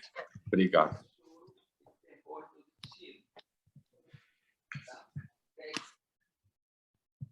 Só um pouquinho, deixa eu abrir aqui. Obrigado.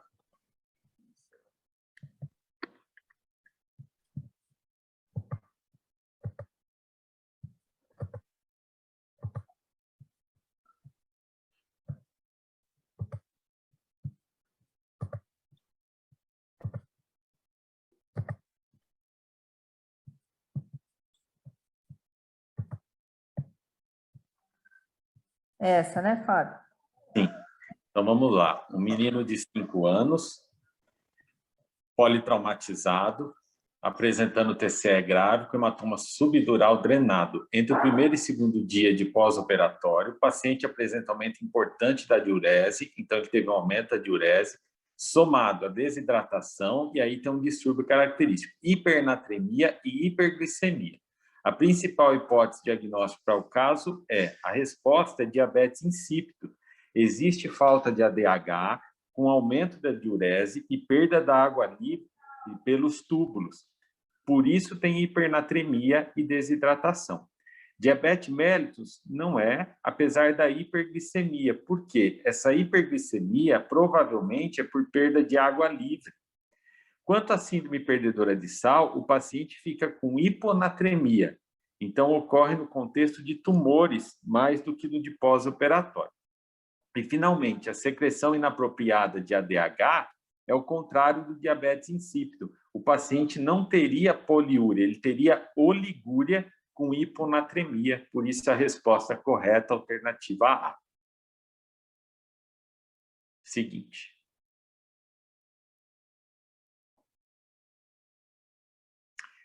A sepse neonatal é uma síndrome caracterizada por sinais de infecção acompanhada por bacteremia.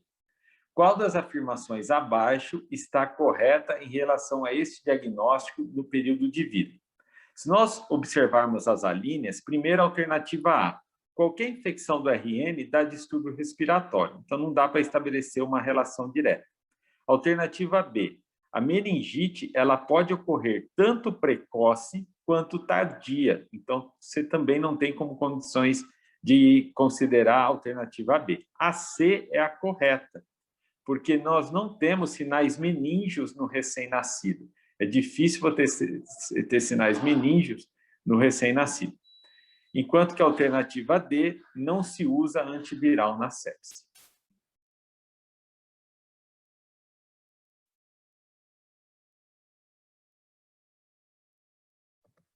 Essa sou eu. Menino de 5 anos, gemelar, tem indicação de cirurgia por apendicite aguda. Antecedentes familiares. Gêmeo teve episódio de hipertermia maligna com internação em UTI por 2 semanas. Qual droga deve ser evitada na anestesia deste paciente?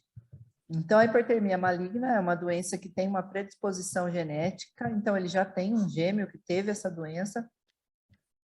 E quais são considerados os principais gatilhos para isso? São os anestésicos halogenados. Então, dentre as alternativas aqui, o que deve ser evitado é o sevofurano. Os demais, eles não são halogenados. Então, seria isso. Questão 87. Então, um lactente de 4 meses, com acesso venoso central tipo duplo lumen, em veia subclave esquerda, a imagem ilustra a posição do dispositivo, para nutrição parenteral em decorrência de síndrome do intestino curto. Ele apresentou um episódio de taquicardia, febre e calafrios. Na ocasião, considerando a possibilidade de infecção de corrente sanguínea relacionada a catéter, foi colhido cultura de sangue. O exame físico não tinha nenhum foco infeccioso determinado. A hemocultura do sangue periférico veio positiva para a Staphylococcus e a hemocultura de sangue de catéter veio negativa. Nesse caso, volta um pouquinho, a conduta mais adequada, nesse caso, seria a alternativa C, observação clínica e manter o catéter. Provavelmente, essa hemocultura, ela teve uma contaminação. O fato da hemocultura do catéter estar negativa e o estado geral da criança ser favorável e permitir a observação clínica, essa seria a conduta mais adequada por se tratar de uma criança com síndrome do intestino curto, onde a disponibilidade de acesso venoso está relacionada ao prognóstico da doença. Por isso, é possível observar clinicamente, manter o catéter e, em 48 horas, repetir a cultura. Próxima questão. Referente à profilaxia de infecções de sítio cirúrgico, analise o gráfico. O gráfico é bem característico. Então, ele mostra o momento em que aconteceu a incisão, o momento em que foi administrado o antibiótico profilático e o pico de infecção relacionado ao pico do antibiótico endovenoso. Então, fica claro que, pelo gráfico, que, idealmente, a administração do antibiótico ela tem uma relação direta com a infecção de sítio cirúrgico, pensando em profilaxia. Ela deve ser administrado, o antibiótico deve ser administrado meia hora ou 1 hora antes da incisão e não depois.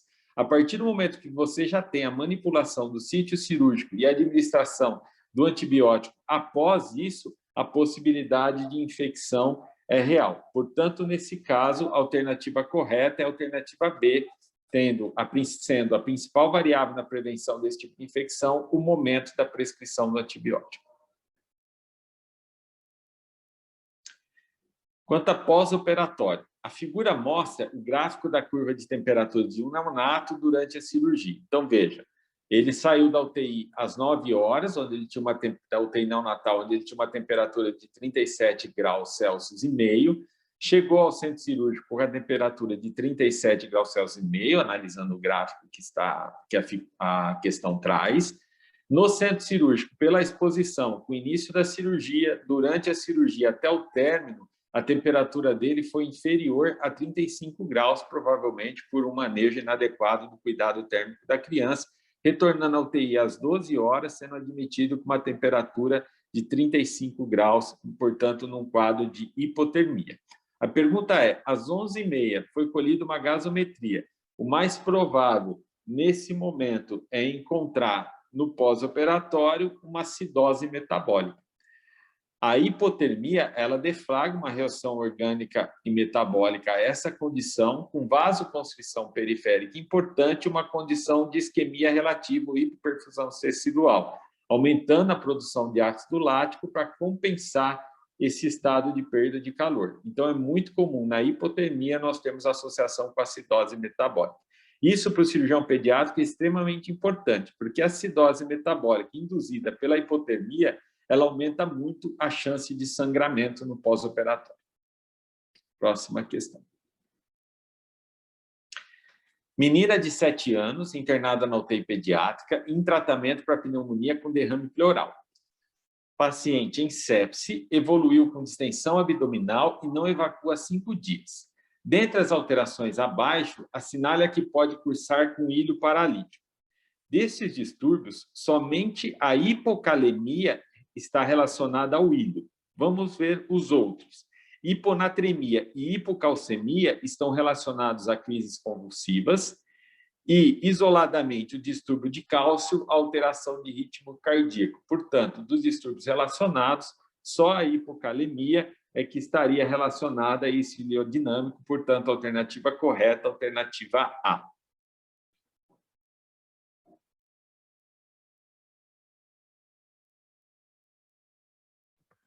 Agora, obrigado pela projeção. Bloco de trauma, eu vou parar esse aqui, entrar para o último.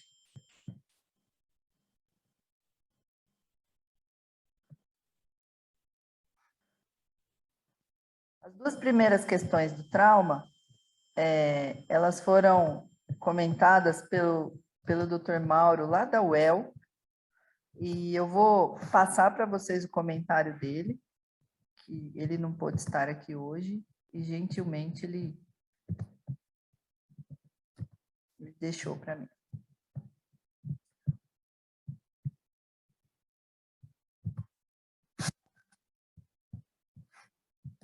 Então, uma criança de 5 anos sofreu acidente com colheitadeira que passou por sobre sua perna esquerda. No atendimento inicial, com rebaixamento do nível de consciência, sudorese fria e palidez. Apresenta lesão complexa em terço inferior da coxa e perna esquerda com lacerações múltiplas, esmagamento, múltiplas fraturas cominutivas em fêmur e ossos da perna e pé.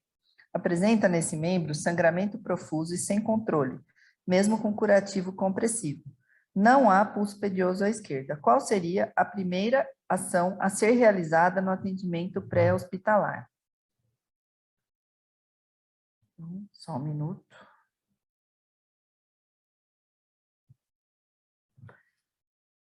Quem está com a voz aí, Fábio ou Camila, só dá um ok se vocês estão ouvindo quando eu ligar aqui. Tá bom. Espera um pouquinho, espera aí. Comentar a questão número 9. Olá, pessoal, tudo bem? Mauro Basso, da UEL Londrina. Tá dando para ouvir? Dá para escutar, sim.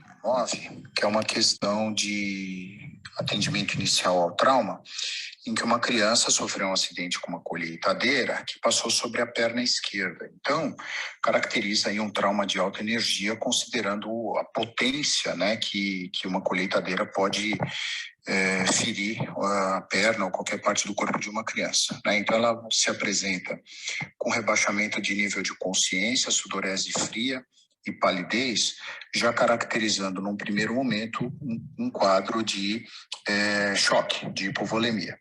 Tem uma lesão complexa no terço inferior da coxa e na perna, com lacerações múltiplas, esmagamento, fraturas cominutivas no fêmur e ossos da perna e do pé, ou seja, a colheitadeira destruiu a perna dessa criança, né? Dessa forma, ela, além de ter uma perda sanguínea significativa pelas lesões abertas, ela pode também ter um sequestro de edema e sangue para terceiro espaço. Então, essa criança apresenta lesões compatíveis com o choque hipovolêmico. Como ela apresenta um sangramento profuso, mesmo com curativo compressivo, isso significa que ela precisa de uma intervenção imediata até chegar ao centro cirúrgico. Então, dentro das opções apresentadas, a opção aí seria a instalação de um torniquete, que é um procedimento de instalação bastante rápida, que pode permanecer por 2 até 3 horas em loco.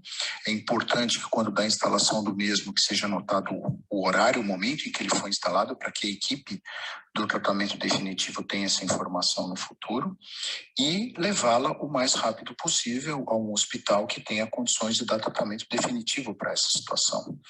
A estabilização das vias aéreas e a intubação traqueal provavelmente vão ser necessárias em algum momento, mas é mais importante você estancar o sangramento nesse primeiro momento e aí sim dar sequência ao ABCD do trauma, tá? O curativo compressivo já se mostrou insuficiente, então reforçá-lo não vai adiantar muita coisa. E o acesso venoso é importante, mas a reposição com cristalóides não vai ajudar, visto que essa criança já apresenta em choque, ela vai precisar de transfusão de hemocompetentes. E então o intuito dessa questão foi trazer para vocês a sequência das novas diretrizes do Colégio Americano de Cirurgiões, através do ATLS, em que segue essa sequência do ABCDE, mas tem-se o controle de sangramento externo ainda como prioritário, tá? Já há trabalhos mostrando que essas situações têm um sucesso muito bom em adultos e já tem sociedades e serviços já referendando o uso dessas situações em condições especiais, como é aqui apresentada, também nas crianças, ok?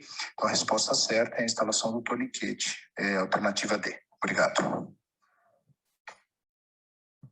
Ok, vou passar para a próxima. Próximo comentário. Então, um menino de 9 anos, cerca de 30 quilos, sofre queda de uma laje de 6 metros de altura, com trauma em região de flanco direito. É trazido ao pronto-socorro com imobilização de coluna cervical, prancha rígida e oferta de oxigênio a 100%. Recebe atendimento em sala de emergência, onde são instalados 2 acessos venosos e inicia-se reposição volêmica com Ringer.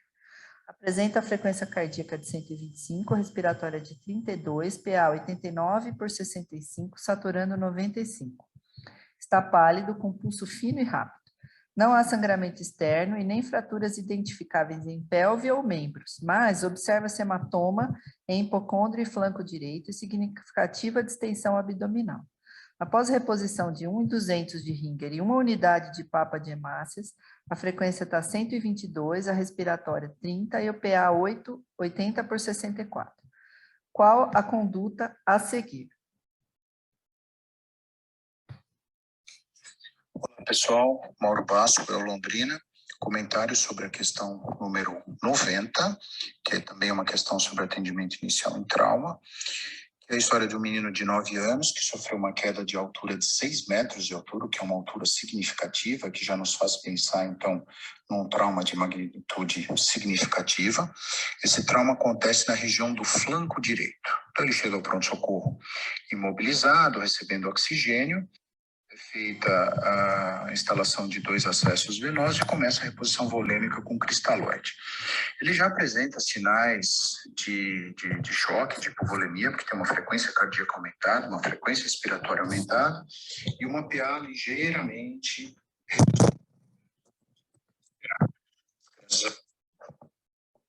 Opa, só um minuto. Ou seja, o tratamento conservador inicial não se mostrou eficaz.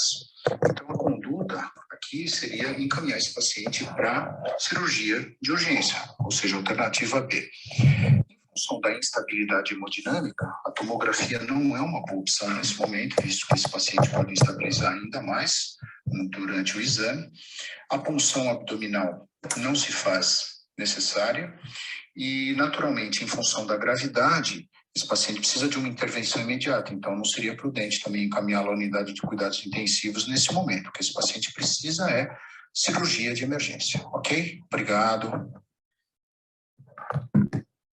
Ok.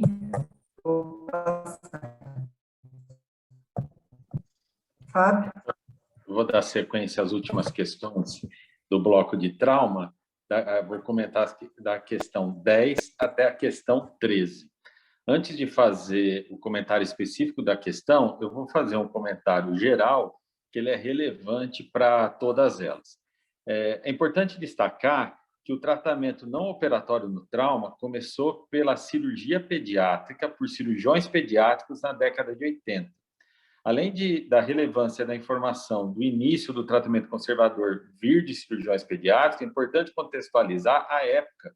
Na década de 80 não se tinha tomografia.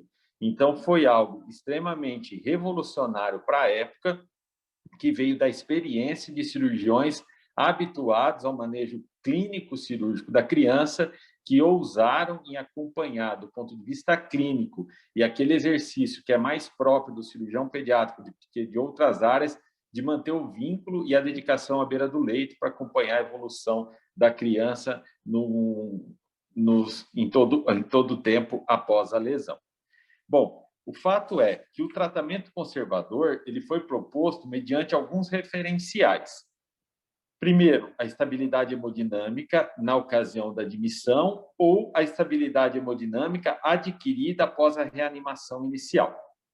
Segundo, isso já na década de 90, com a possibilidade da tomografia, com a possibilidade de uma tomografia inicial caracterizando o grau da lesão e identificando a dimensão do hemoperitônio. Terceiro referencial do tratamento conservador, ausência de lesões associadas, principalmente retroperitoneais. Quarto, transfusão de sangue limitada a 4 episódios com a estabilidade hemodinâmica subsequente. E, finalmente, a disponibilidade de equipe cirúrgica a qualquer tempo mediante a evolução desfavorável. Especificamente na questão 10, nós temos uma situação que ilustra um trauma hepático. Um menino de 8 anos, vítima de atropelamento há aproximadamente 40 minutos, que foi admitido no pronto-socorro com escoriações de membros superiores e inferiores e que estava queixando-se de dor abdominal. Ao exame, o abdômen moderadamente distendido e timpânico, uma frequência cardíaca de 127, uma pressão arterial de 9/5, sem ter apresentado diurese desde o acidente, com uma história de 40 minutos de período. Estava consciente, irritado, choroso, contactuante, um hematócrito de 28%, com hemoglobina de 8 gramas por decilitro na ocasião. Aí é importante, a tomografia computadorizada do abdômen revela laceração profunda no segmento posterior do lobo direito do fígado, associado a hematoma subcapsular de aproximadamente 4,3 centímetros. A Associação Americana de Cirurgia do Trauma, ela propõe uma classificação para lesões hepáticas em grau de lesão de 1 a 6. Essa classificação em graus considera a dimensão do hematoma e a laceração. Para ilustrar, uma lesão grau 1, ela é uma lesão caracterizada por um hematoma subcapsular de menos de 10% e uma laceração capsular de menos de 1 centímetro. Enquanto que uma lesão grau 3, ela considera um hematoma subcapsular de mais de 50% e uma laceração de mais de 3 centímetros. Então, se nós olharmos a descrição do exame, nós temos a tomografia computadorizada, uma laceração profunda no segmento posterior do lobo direito, mas associado a um hematoma subcapsular relativamente pequeno nesse caso, de maneira que a alternativa correta, considerando o achado tomográfico e os sinais vitais da criança, seria encaminhar o paciente para a UTI, manter conduta conservadora e de vigilância hemodinâmica da criança. Próximo.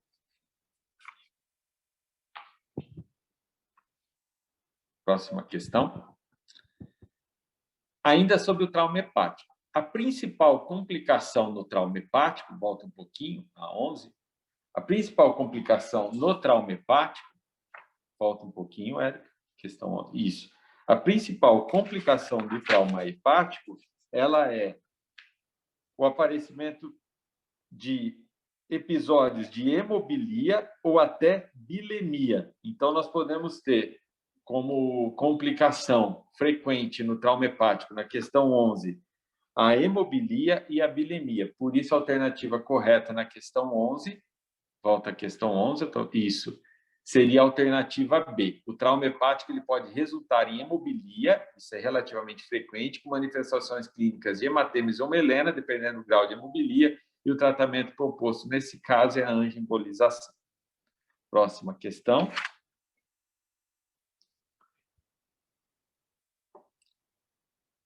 Um menino de 9 anos de idade, em remissão de leucemia, passageiro do banco de trás de um veículo automotor, utilizando cinto de segurança abdominal sem cadeirinha, foi vítima de colisão de 2 carros. O abdômen encontrava-se um pouco distendido, com dor importante à palpação, sem sinais de irritação peritoneal, a foto ilustra a lesão. O paciente iniciou com vômitos aproximadamente de 6 horas após o trauma e foi levado à tomografia de abdômen com contraste.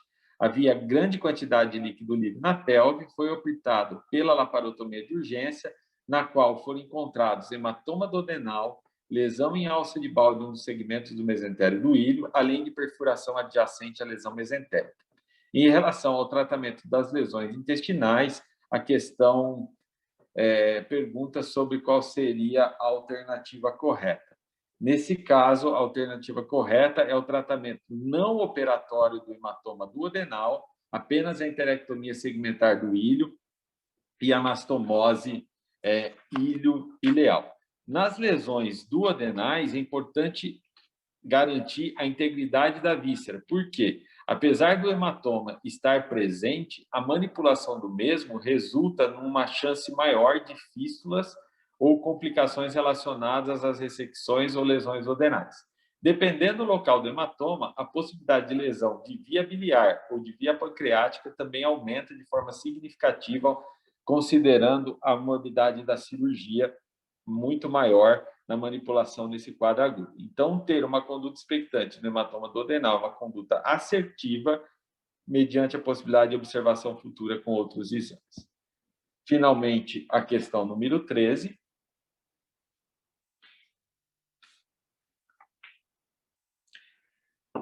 Que ela traz um paciente de 6 anos, que é vítima de queda de bicicleta 2 horas, que deu entrada na emergência com intensa dor abdominal, vômitos, equimose e epigástrio. Realizou uma tomografia e, a partir da tomografia, que mostra uma lesão de corpo pancreático, qual seria a conduta correta?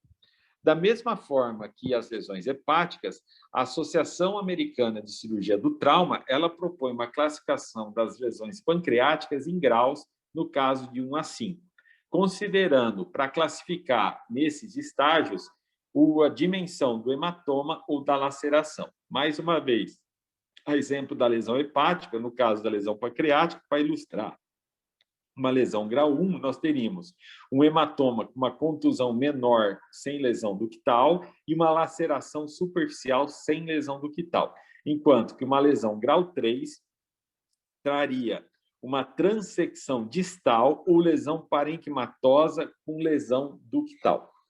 Pois bem, nessa situação, quando nós temos uma lesão importante do pâncreas, que vai de grau 3 a 4, nós teríamos uma abordagem diferente. O tratamento ele pode ser conservador, sim, apesar da dimensão da lesão. Por isso, a alternativa correta, a alternativa D. Por quê?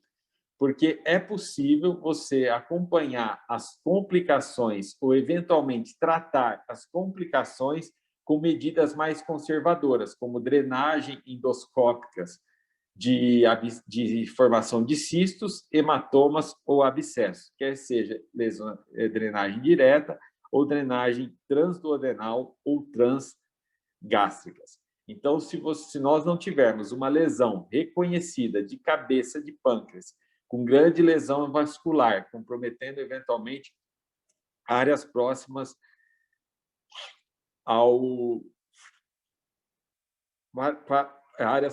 pedículo vascular, e uma lesão mais de corpo e cauda, o tratamento conservador é o tratamento mais acertado. Portanto, alternativa D.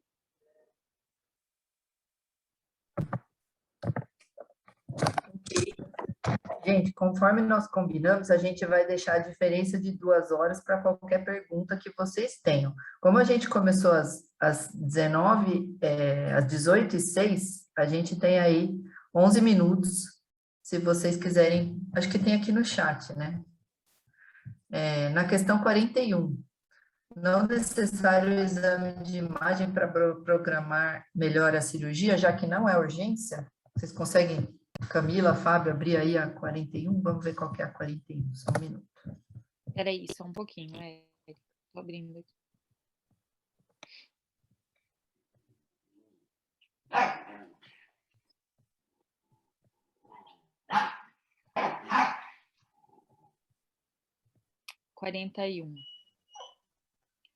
...41 é... é sobre a persistência do ónfalo mesentérico, não é isso?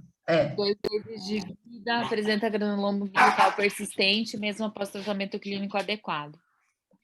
Sim. Será que era 41 que ela estava querendo dizer? Eu acho que ela está falando que se não era necessário você fazer algum outro exame de imagem para estudar melhor o caso, já que não se trata de urgência. Qual que é a grande questão aqui?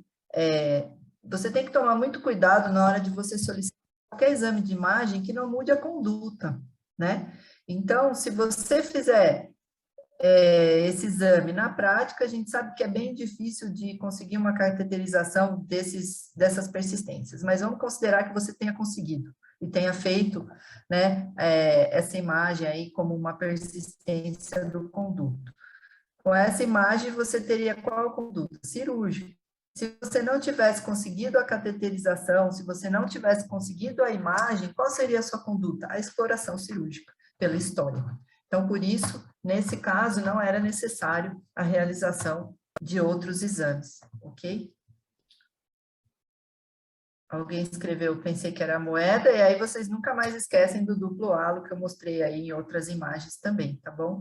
E é muito importante quando vocês estiverem aí para aceitar casos de regulação que a criança está longe, se vocês não têm acesso a ver o raio-x para ter certeza se é moeda mesmo, mande vir, tá? Porque em algumas horas isso pode virar uma catástrofe.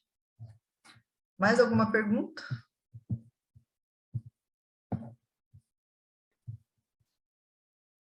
Érica, oi.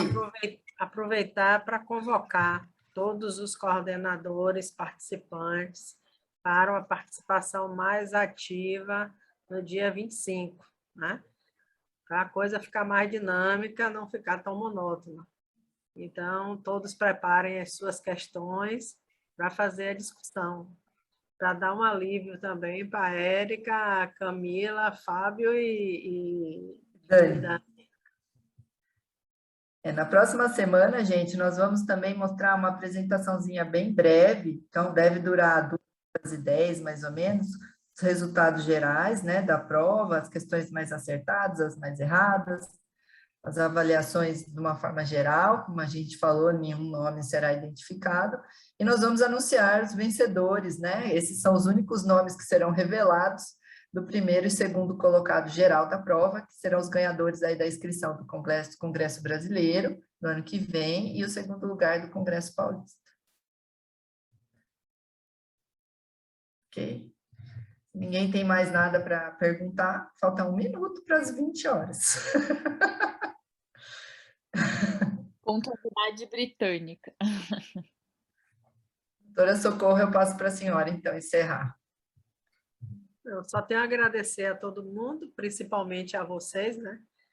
Que tiveram esse trabalho que não foi brincadeira, a gente sabe, né? Desde a preparação, a efetivação e agora nas correções, mas repetindo mais uma vez, né? É necessária a participação de todos, para que a coisa fique mais dinâmica e mais interativa. Não, ninguém tem nada a questionar. Se alguém quiser fazer alguma pergunta ou tiver alguma dúvida, está aberto o microfone aí. É só abrir o microfone e falar. E de minha parte, agradeço a todos e dou boa noite. Boa noite, gente. Vamos jantar e descansar. Até segunda que vem. Beijo. Boa noite, então. Até segunda. Tchau, tchau. Boa noite. Até logo.